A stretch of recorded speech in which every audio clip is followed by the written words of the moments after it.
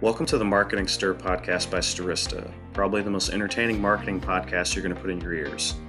I'm Jared Walls, associate producer and Stirista's creative copy manager. The goal of this podcast is to chat with industry leaders to get their take on the current challenges of the market, but also have a little fun along the way. In this episode, Vincent and AJ chat with Kyle Brucculeri and Kenah Cooper, Vice President of Marketing and Director of Marketing at Goriana. They explore the journey of creating a brand voice and how they balance the concept of accessible luxury. The duo also discusses how they trust email to build a close relationship with their customers. AJ enjoys some cooler weather, and Vincent wants to run on the beach. Give it a listen. All right, ladies and gentlemen, you know what time it is. It's the Marketing Stir. I am your host, Vincent Pietrafesa with Stirista Identity Marketing Company. We help you get new customers, among other things, but that's all you really need to know right now. I, of course, am one of your hosts, the VP of B2B Products. Happy to be here. With me, as always, is my co-host, my co-pilot in work life, not in regular life, but in work life, my CEO, Mr. AJ Gupta. What's going on, AJ? Hey, Vincent, we got a cold front in Texas. It's almost 85 degrees. 85 degrees, I'll take it, but that's only 3 days a year. So I won't take living there, but I'll take visiting for these 3 days. That's about it. Yeah, it's actually been raining for the last couple of days, so it's a welcome relief and change. Well, not a huge hailstorm that you had that one time. I was like, what is happening to Texas? It's just crazy out there. We have a first today on the Marketing Stir. The first is we're interviewing two people today.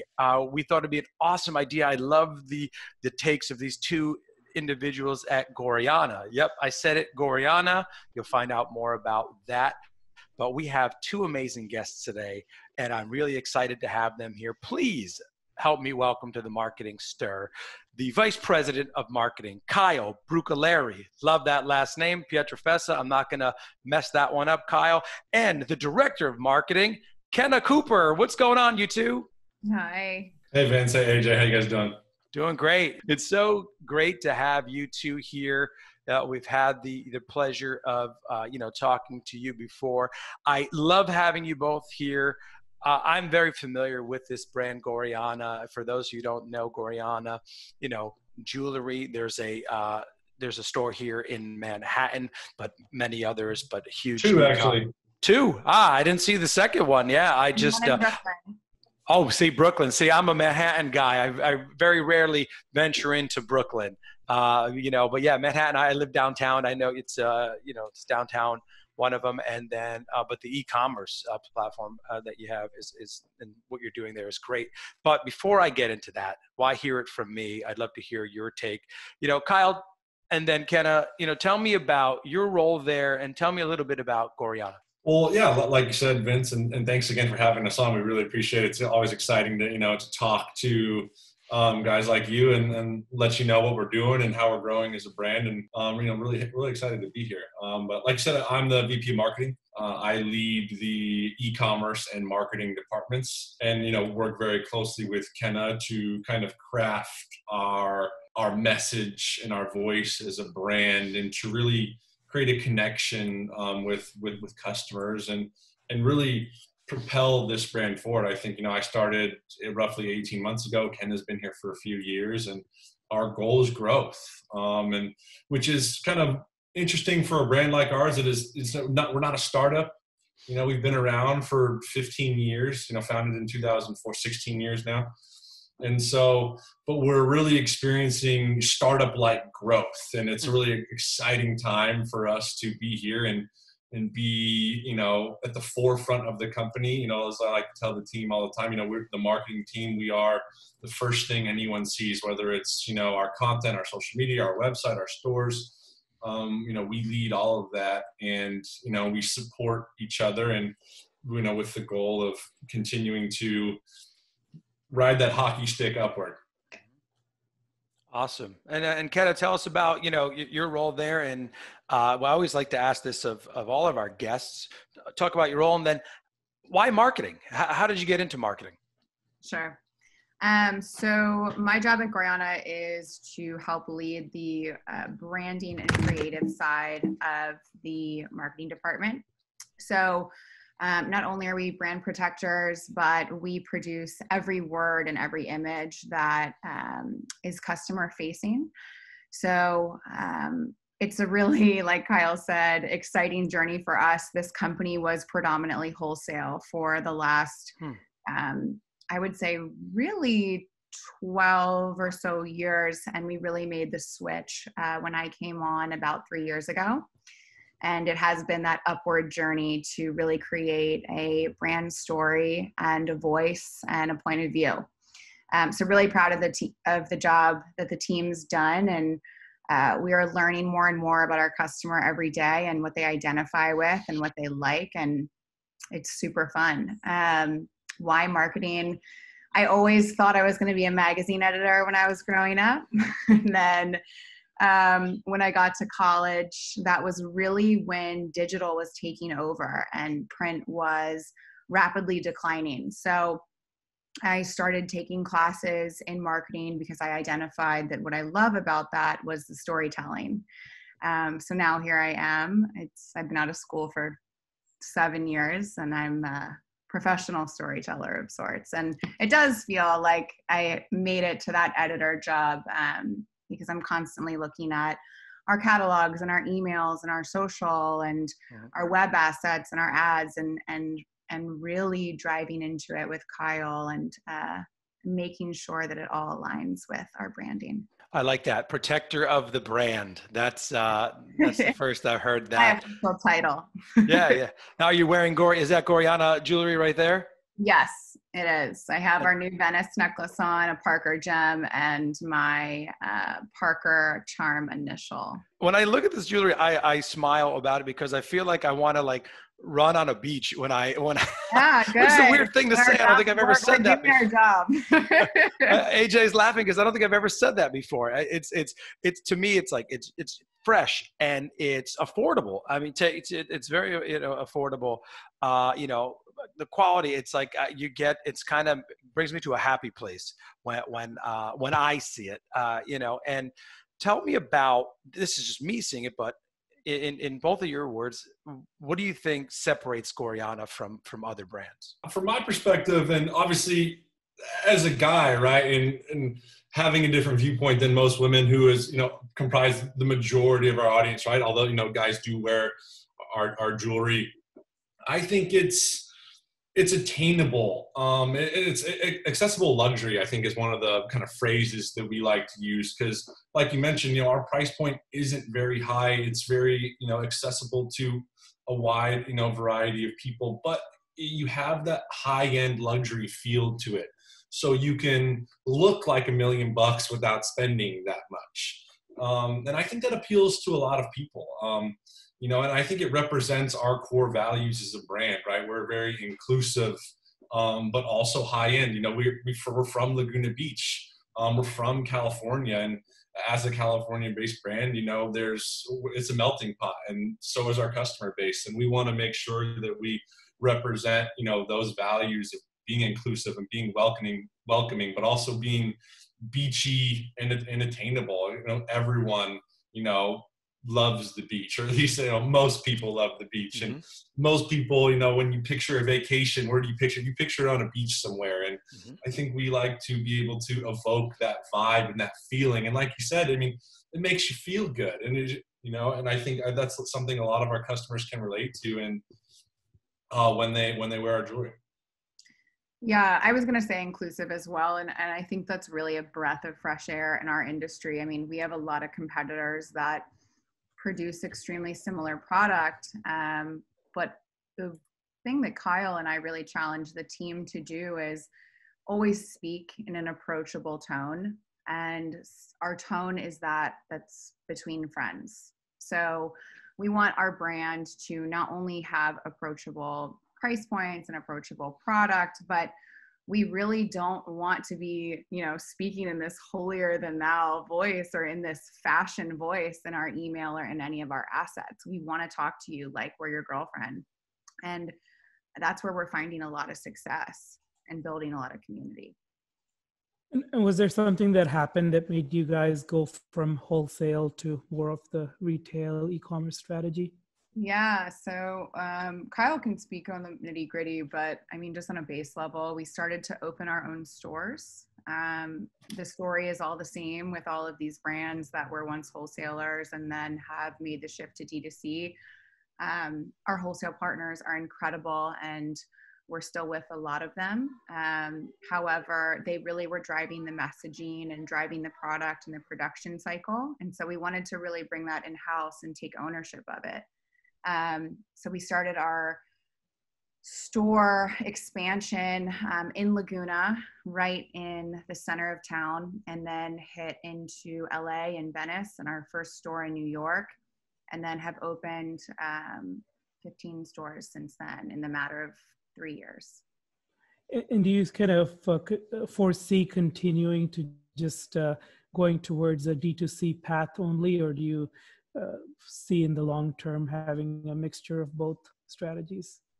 I think, AJ, you know, obviously the business was founded wholesale, right, and existed as wholesale specifically for a very long time, and certainly, you know, was successful in that fashion. When we got into Nordstrom 7 or 8 years ago, really put us on the map in terms of accessing a really wide audience, right? Nordstrom kind of represents, you know, accessible luxury across the country. It's where people go to shop and to experience a wide variety of different brands to kind of personalize and customize their style. So that was huge for us. But I think it only made sense, you know, based off of customer feedback and the response to our products and our brand. It only made sense to expand and to create a more direct relationship with our customer through D2C, and to own more of that experience, to, you know, own all those aspects, you know, from the packaging towards the in-store experience, because that's, you know, people, you know, our customers wanted more. And I think, you know, the expansion and continued expansion into D2C is just a realization of our avid customer base and building a community and building solid relationships with our customers that, you know, attract more people, you know, into Gorjana fans. Mm-hmm. You know, and we were talking about before, you know, I feel such like a, you know, a fresh vibe, like you said. You can wear it anytime, but you know, the beach. You know, I don't like to focus too much on the negative here, but, you know, with people not vacationing as much as they normally would do, right? What has the focus been? Have you seen still an uptick in people still buying the jewelry and, you know, still wanting to feel like beachy, wanting to still feel, you know, fresh and hip, and maybe having it at a staycation sort of thing? Some thoughts around that? Yeah, I'll speak to this. So we were also a little bit worried about that at the beginning of the pandemic. However, I think the shift has been to lean even more into where we're from and to really sell that dream. And people want to escape. I mean, we're staring at screens all day long. We're here on this Zoom call. I mean, I'm working from home similar to everyone else. So if there's any sort of fantasy that we can provide people, we're happy to do so to make them smile. So we really have leaned into more of that lifestyle content and have welcomed people to Laguna virtually. So that's been the plan.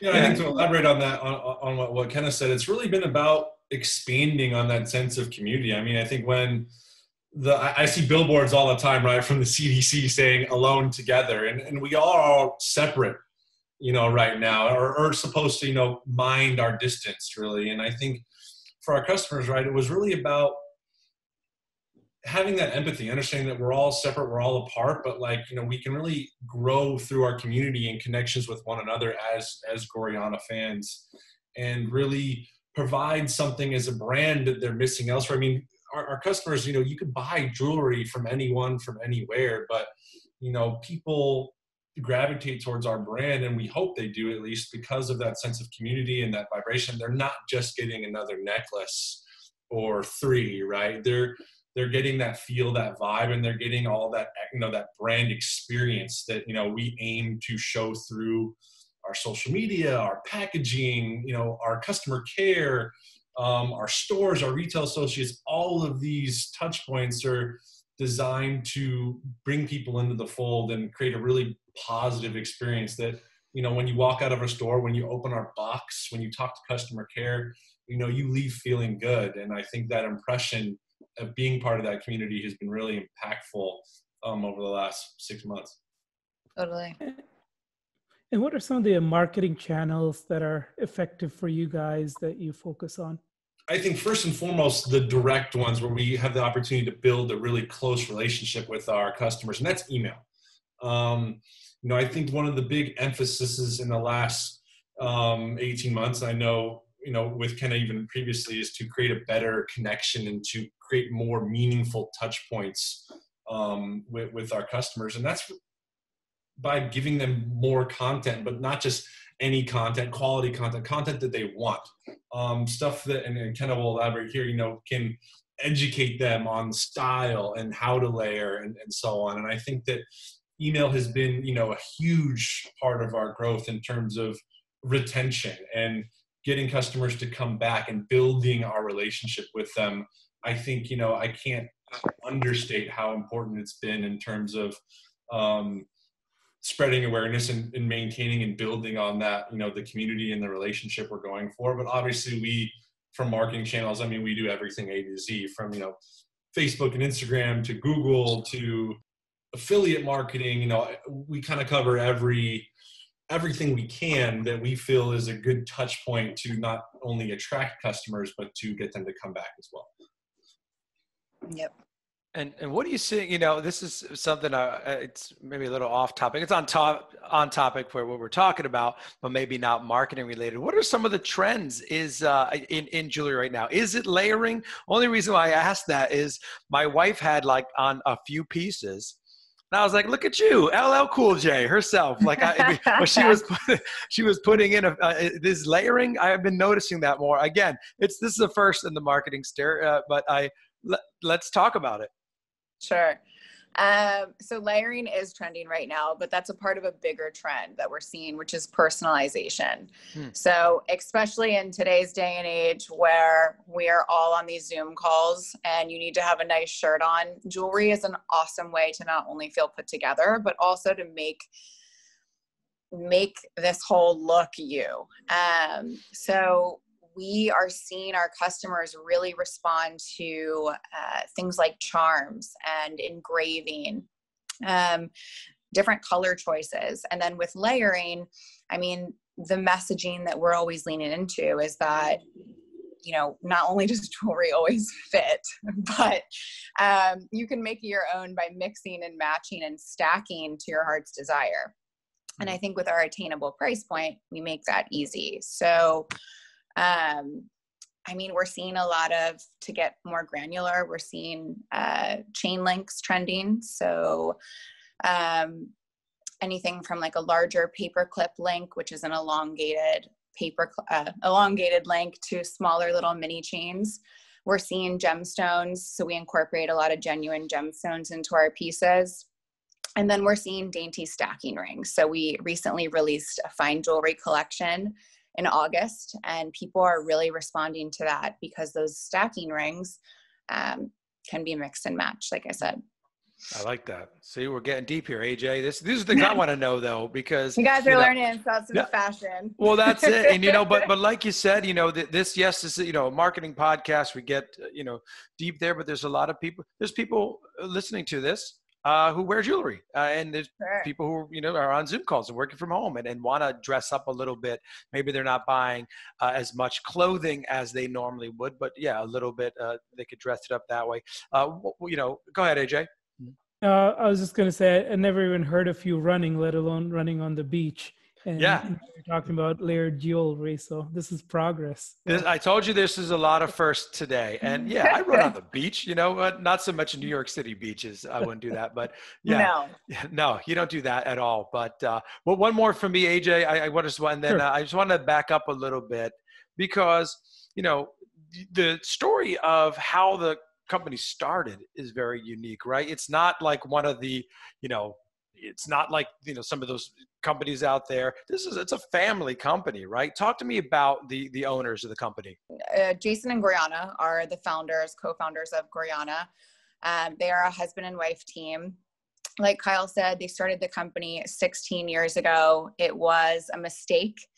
Goriana had been working the jewelry counter at Neiman Marcus while they tried to figure out what it is that they wanted to do with their lives and careers. She started making jewelry for her friends based off some of the designs that she was selling at Neiman's, and just kept having this idea that she could make jewelry at a more attainable price point. So that eventually picked up steam. They ended up starting to shop some of her jewelry around to some of the local boutiques, and then ended up driving over 50,000 miles across the country to get the jewelry into different wholesalers. It's an awesome story. I mean, they have so many crazy memories about losing samples and being down to their like last dollar in the bank, and losing all their trade show fixtures, and just going back and forth across the country. And they made their first hire a few years in. She's also an incredible, driven woman. She's still with the company, and they are still at the helm. So super involved every single day. Goriana leads all of the product design and the creative vision. And then Jason is more in the nitty gritty and in the financials, and really touching everything from a high level standpoint. So it's an awesome American dream story. We love to tell it, and the customers really resonated with it. And whenever she appears on social, for us, it's really impactful. Yeah, I think, and to elaborate there, Vince and AJ, I think, their story is a true entrepreneurship story. I mean, these are two people, again, who are young and like Kenah mentioned, saw a gap in the marketplace, and, that there wasn't the attainable jewelry available. There wasn't at that price point that everyone could access and feel good and look good, and where you could, again, look like you're wearing $1,000 necklace for less than $100. And so it's a story of, how most entrepreneurs get started, built on passion, built on hustle, I think, more than anything, right? When you talk about their early goings, how they traveled, all over the country on their own, going to trade shows, selling jewelry. I mean, the business would not exist today or continue to exist if it wasn't for, that incredible work ethic and, that unstoppable desire to succeed. I think they embody that. They both, come in, day out, work very closely with us and with, everyone. They touch everything in the company. And I think, the reason that this business is, alive today and thriving today, despite, a pandemic, is because of, those, entrepreneurial values that this company was built on. That's a great story. Quite often now, when you hear about jewelry brands, it's usually celebrities trying to cash in on some using their brand name. So this is great to hear. Yeah. And then kind of jumping into the marketing nitty gritty, are there tools that you guys use or marketing automation tools that you guys live by and think it really helps you run a successful marketing campaign? Sure. I mean, I think, again, talking about how the importance of email, definitely have to plug Klaviyo.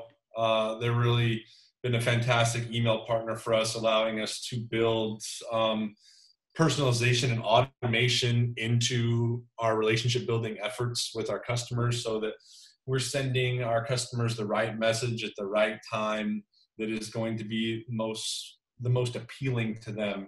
To really, because we know, obviously, all of us, right, our inboxes are flooded with content every single day, and it's only the content that is interesting or engaging that you're going to look at, right? Everything else, it's delete. Maybe it just gets buried. I don't know. Everyone handles email differently, but I think Klaviyo is an incredibly important tool for us. Shopify, obviously, our e-commerce store is built on Shopify. Certainly makes managing and scaling our operations very simple and accessible to a team that is not a team of developers, right? So, you can take anyone and kind of run them through how the system works and how our store works, and almost anyone can go in and understand, how to operate an e-com store at a high level through their platform. It's made e-commerce so much more accessible, and I think for big and small brands alike. And I know we fall, somewhere in the middle of that end, but it's certainly been a big part. Our transition to Shopify in the last couple of years has been a big part of our continued growth into e-commerce. I have to plug Asana.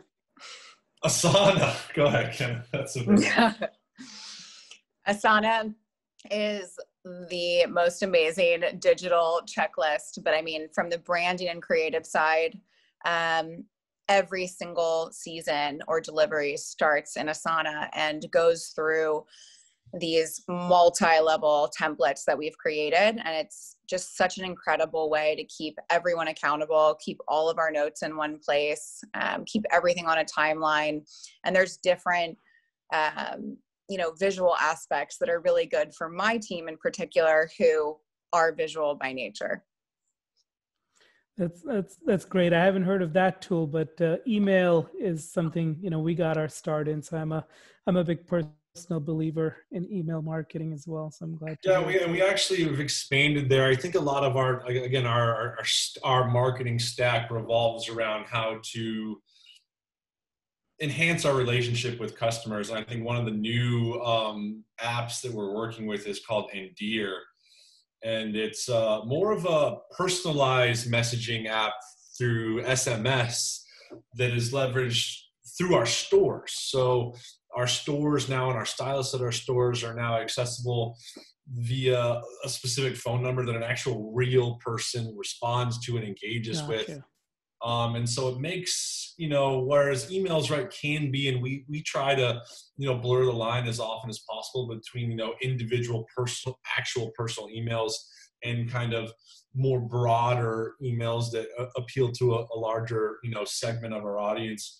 But this, Endear allows us to really specifically create one-to-one threads where, our team and our stylists and our people are actually communicating one-on-one with our retail customers specifically. Because I think that's one of the, advantages that we have of being D2C and not just on e-commerce, is that we have a tangible aspect to our brand. We have our stores and that store experience that, we try as we might to embody it online. There's just nothing like being in one of our stores and engaging with, our product, touching it, holding it, trying it on.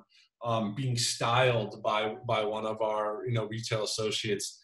And we wanted to, again, in light of the pandemic, we wanted to, with our stores being closed for a few months, we needed to figure out a way to communicate with those customers that are retail specific and continue to build that relationship and let them know, hey, we're still here. We still care. We still listen to you. We still want your feedback.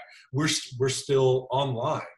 I think that was important for customers to hear from us, and that app gave us the ability to do that authentically and in a way that, offered that tangible and personal engagement that was missing while the stores were closed. One of the things that's resonating with me when you talk about it is different from those larger brands that you see out there, the personal touch.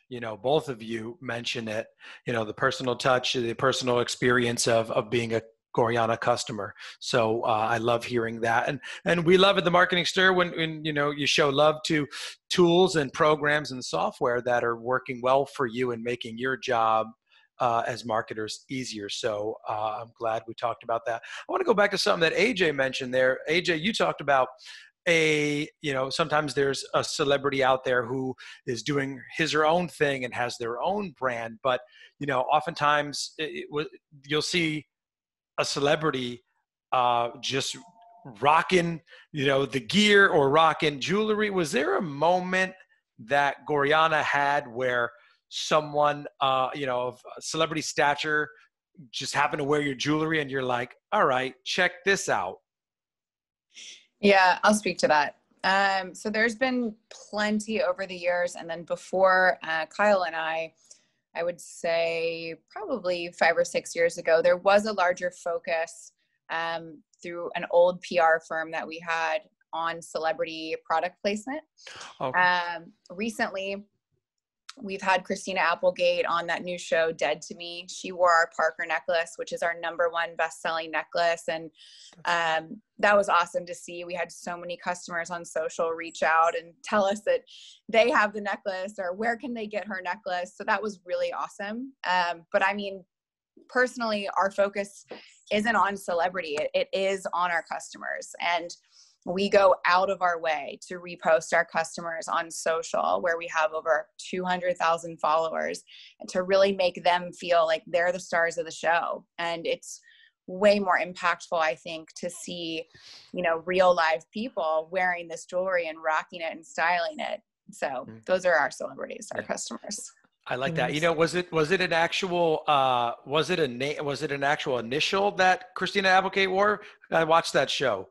No, she wore, so in the first season, she wore an older style called the Tanner bar necklace, which is just a very simple bar, exactly like it sounds. And then in the new season, she wore our Parker necklace, which is like a chain link style with the clasp that you can do the charms on, but she was no charms free. Okay.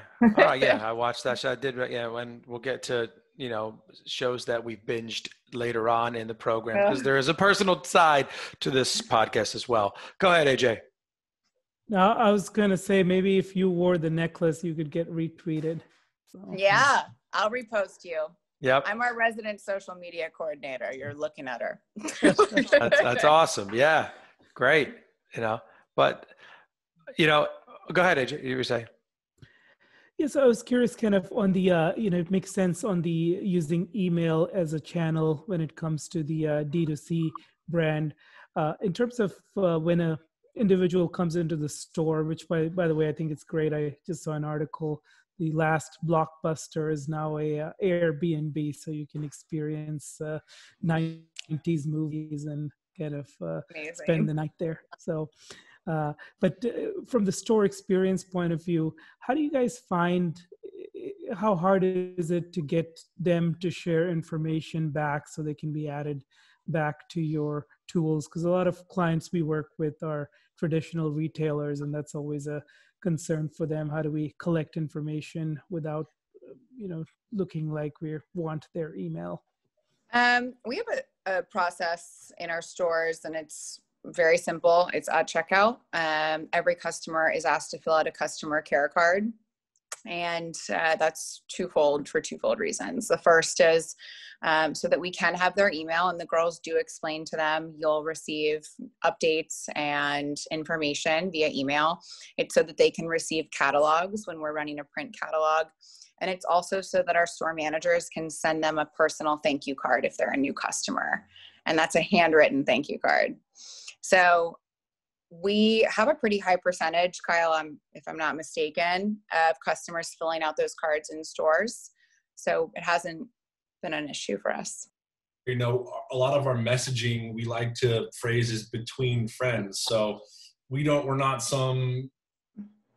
bearing down on you or forcing specific looks on you. We're talking to you as a friend and look at this. And I think that trust is embodied through our retail experience, and our retail associates embody that trust and that approachability to where, you know, at checkout, when, you know, we're asking for, you know, details and information, the customer is happy to provide that information because they feel like they've just made a good connection in the form of, you know, that individual stylist or that particular store resonated with them, or it could be as simple as, you know what, they really love the product and the jewelry that they just purchased. And so I think there's that desire to build a relationship, and our retail team does a great job of being the foundation for that connection. It all starts with them. And I think, you know, we can't, you know, give them enough credit for really creating good customers for our brand. And Kyle, did you have previous experience in this industry? Jewelry specifically? Right.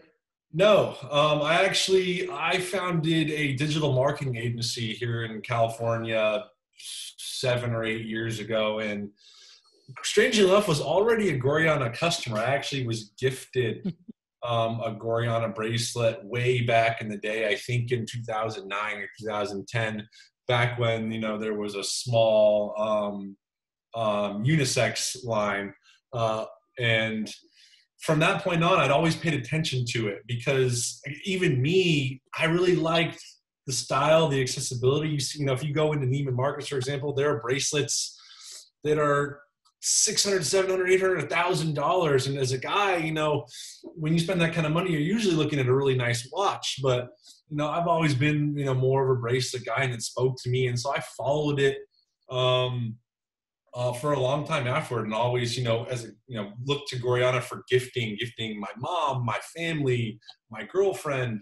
And again, and it was because of that store experience, particularly where I would go into a store, and I think, you know, I lived in LA for such a long time. The Venice store was where I really liked to go.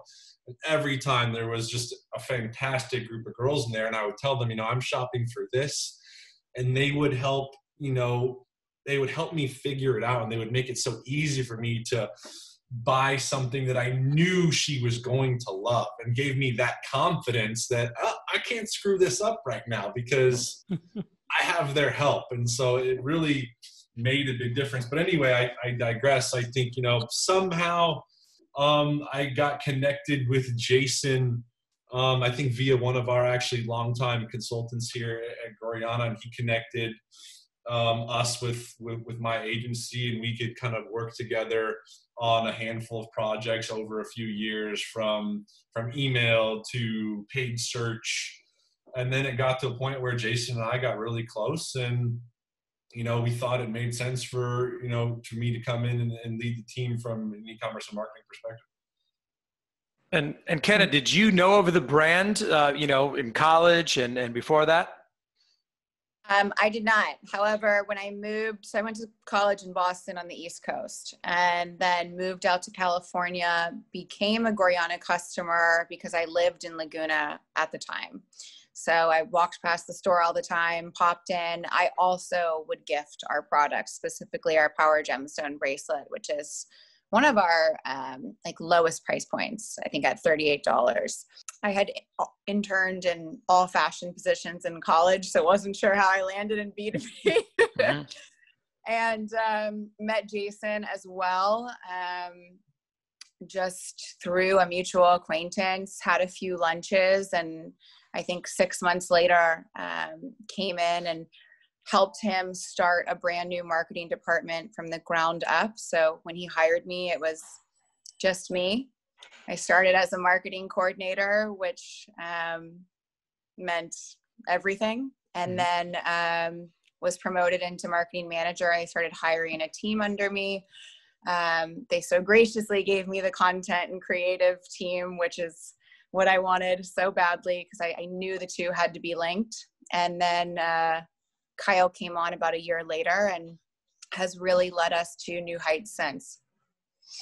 That's awesome. And is there a, you know, a message or a, you know, advice you would give other e-commerce companies right now, you know, just in general, and especially maybe during this time, you know, getting out of the pandemic and getting into brighter, you know, pastures? Just some advice there.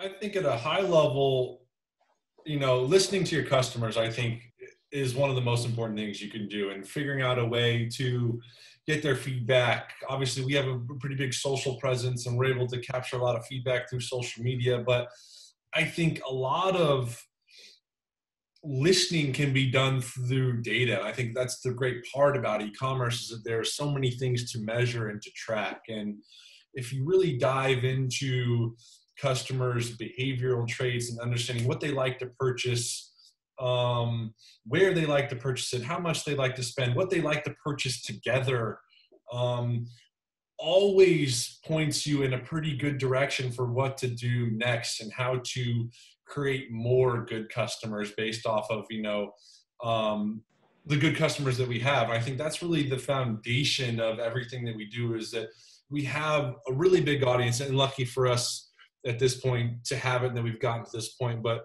for anyone just, getting started, I would say you really have to focus on who are your users, who are your customers, and who are the best ones, who come back frequently, what do they say, and really giving them a one-to-one platform. Reach out to them individually. We talk to customers on an individual basis a lot of the time, because it makes them feel special, and we're going to learn more from them about who they are, what they like, that'll allow us, that influences where we should be. Should we advertise in magazines? Should we be on TV? Should we be on TikTok? There's all these different mediums, right? And messages, and, we really want to personalize the experience towards our customers, and they really help kind of shed, if you know where to look, they will really help you, direct your efforts where you want to go. Yeah, to piggyback off that, I was going to say almost the same thing, but I would highly suggest nurturing your community, even if it's 5 customers or 5 people. We respond, for example, on social to every single customer.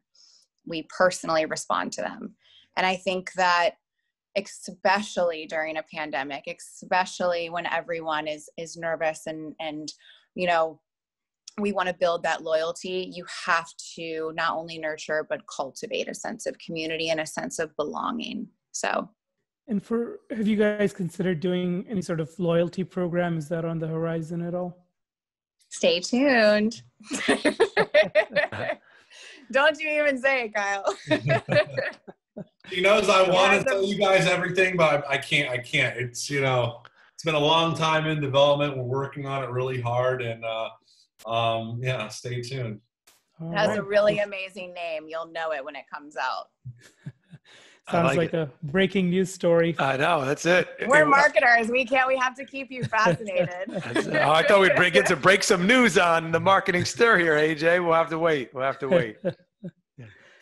And then in terms of kind of, how your personal lives have been during the pandemic, have you guys picked up any new hobbies or anything different as you're working from home? Sure. Well, go ahead, Kenah. Go ahead. I'm getting ready to be a dad, so that's basically been, my focus. My daughter will be here in just, 4 or 5 weeks. Awesome. Congrats. Also, by the time I imagine, this hits the air, I'll have a little baby girl. And so everything external from work has revolved around, getting ready for her. And it's, there are certain blessings in disguise. I've got to spend so much more time at home and with my girlfriend, and to make sure that she and, our child are good and healthy and progressing through pregnancy really well. And I think even more exciting is, work from home. Again, and I'm sure everyone listening can empathize, has its pros and cons. And I certainly, for one, our office is in Laguna Beach. Ken and I are very lucky. I know she takes the same route I do to work. We drive down the beach, down PCH, and I know I can speak for both of us when we genuinely miss that drive to and from work every day, because it's one of the best commutes that there is. But, it's exciting to me that, working from home, I'll be here at least, for the early going, to support, her and the baby, and to make sure that they have everything they need. I feel so blessed and kind of grateful in a sense that, I get to have, I get to be close to the experience, as opposed to, being a dad who's very devoted to work, but is away all the time, because, we do, Kenah can tell you, we work long hours. But the fact that, there's the ability to have a little bit of balance is really great. And I'm excited for it. Yeah, I totally.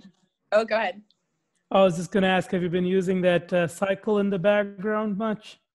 I have more lately. I took some time off. He's full of it. He's full of it. Yeah. He has never gotten on it. He bought it months ago. Well, the dad bod is coming, Kyle, so you better get on it. AJ and I can tell you.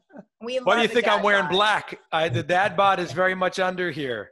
You know? Hey, a dad bod is in, quarantine guys. 19 It is real. in. I know. I read that today that the dad bod It's is in. in. It's in. Have you guys That's seen awesome. Leo? Yeah. Oh yeah. I know. Yeah, I know. I won't. Leo, he's at a different level. Well, Doesn't matter what Leo wear looks like. jewelry and dad bods. That's what we need. It's the quarantine 19, and yeah, Well, I've put it on definitely, but well, that's there to make sure I don't add any more to it. You know, congratulations on that. You know, my wife and I, we welcomed our second child, a little boy, back in April. Oh, and congrats. Yeah, thank you. And it's the same thing, Kyle. I'll echo. It's amazing. So congratulations. You're going to love it. By the time this podcast comes out, you're going to be very tired. So, but it's awesome. And, you know, and being at home, I mean, I'm in my office now, but being at home for a majority of that time. And even, you know, AJ very much encouraging that. Don't go into the office, stay home, man, you know. It was great. You're closer to, you know, your child, and in my case, children. So that's awesome. What about yourself, Kenah? I mean, same thing, really. I'm not preparing for a child, but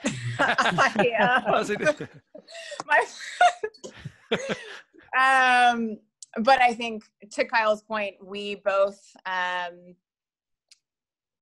good and bad, are workhorses. So we used to spend incredible amounts of time at our office, which was beautiful, but I think such an incredible blessing from this season is getting to switch up the scenery. And for me as a creative, that's been incredibly helpful. So being able to really craft my day in the way that I want it to. And, you know, Goriana and Jason are so understanding, you know, when I tell them, like, I need some space, I got to go for a walk, I need those creative juices flowing, like, don't call me. You know, I'm able to walk down to the beach or take a hike and really recenter. So I think, I mean, hobby wise, I'm really trying to make myself become a runner, but big picture wise, just using this season to really lean into the little things and what matters, and cultivating my own relationship and my own friendships, and yeah, really being grateful for the things that we have. That's awesome. And speaking of, you know, things, you know, on the horizon, can you share with us anything? I know certain things you may not be able to share with us in the loyalty program, but you know, moving into you know, the end of the year here, is there anything new that, you know, Goriana is launching that has coming up? 2 new stores. I think, you know, big storyline for us, actually 3 new stores. You know, that we're growing through the pandemic responsibly, of course. But we have 3 new stores this fall. Valley Fair in San Jose just opened a week ago. And we also are opening in Marin at Corte Madera, and in Palo Alto at the Stanford Shopping Center. So those are kind of the big new things as a brand that, you know, we're so excited to be in a position to integrate our brand into new communities. I think, you know, and despite what's going on, I think it's really special for us that we have that opportunity to continue to grow, and that we have such a fantastic, you know, retail and operations team that is able to bring everything to life, despite the significant challenges and hurdles that exist right now. Yeah, they're incredible. And then our product team has also been working insanely hard. And they're a limited team now as well, but we'll be having new arrivals this week, and then for the remainder of the month, and then into October, and then again in November. So we used to drop product once every 4 months. Now we're dropping it monthly. So everybody can stay tuned for that. There's going to be some awesome, awesome giftable items for the holidays. Very nice. LinkedIn, right? People often reaching out to you, trying to, you know, you guys both in marketing, right? So people are always after you. By the way, Kyle, you still haven't, you know, accepted my request on LinkedIn, but we'll get to that. Are So you maybe, sure? maybe this will help. You know, what's a message that people, you know, that you want and you'll respond to on LinkedIn, and then what do you hate? And then Sure. that's our marketing stir question I we always think ask people. the most important thing is that it's short and to the point. You know, I get messages or emails all the time where they're just doing too much and people are trying to tell you every single thing about their product or service. And honestly, there's only one person that I'll read a novel email from, and he's my boss. He's Jason, you know, the CEO of the company, because when he has something to say, it's really important. And so, you know, I make sure I digest every single word and syllable. But everyone else, I mean, just like you guys and Kenah, so, you know, we get hundreds of emails every single day. And if it needs to be something that's short and easily digestible and straight to the point. And it helps if they know who we are. And it helps if I can tell that it's personal and that they actually know that we're a jewelry brand and that we're not selling, you know, baseballs or sports equipment, or, you know, so that they have actually done their homework. They understand who we are, what we represent, what we're trying to do, and maybe some obstacles that they have done the research and they know that we might be facing, if, you know, if they have that little bit of empathy. But I mean, if honestly, the biggest thing, I mean, even if it's a terrible product, if the email is less than 3 sentences, I'll probably read it. So if you can pitch your service or your product or anything, connect with someone in, you know, 3 or 4 sentences or less, you give yourself the best chance at being heard, as opposed to, you know, if you send someone a long email, it looks like work and it doesn't look like anything that was on my agenda to do today. So yeah, and I think, how many sentences did you send him, Vincent? You know, yeah, no, I thought I was in. You know, Kyle and I had a relationship. He's just a busy guy. You're launching products every month now, so I thought I was in there. But I'll find it. Look, we know each other now in real life. That's more important than LinkedIn. Go ahead, Kenah, and then I'll wrap it up. Oh, just really quickly, I think another one that I will answer, especially in today's day and age, is when another brand reaches out about a partnership, or if they have a question like, hey, we saw you ran this on Dojo Mojo, or we saw you did this on Instagram. How did that go for you? I'll get a couple of those a month, and I think it's always important to pay it forward. I agree. That's actually a great one, Ken. I think, you know, those are actually my favorite calls externally of, you know, our team or talking to other brands. Whether they're brands we're working with or partnering together or not. I think there's, just like this podcast, right? There's a lot to learn from what other people are doing. And I think as marketers, you know, we're constantly striving to learn more, to discover what's next. And I think, you know, it's a cool little marketing community that you guys are building, and happy we're a part of it now, and look forward to staying tuned to see, you know, what we can learn from, you know, your next guest. Okay. Yeah, no, we appreciate it, and we appreciate both of your times. That's Kyle Brucculeri. She's Kenah Cooper. I'm Vincent Pietrafesa. That's AJ Gupta. This is the Marketing Stir. This has been amazing. Thank you for sharing it. I'm gonna get my wife an L charm. She loves stuff with her name on it. Yeah, but this has been amazing. Thank you so much for joining us, and thank you out there for listening and watching. We really appreciate the feedback and the viewership. Thank you. Thank you. Thanks for listening to the Marketing Stir podcast by Stirista. Please like, rate, and subscribe. If you're interested in being a guest on the podcast, email us at themarketingstir@stirista.com. And thanks for listening.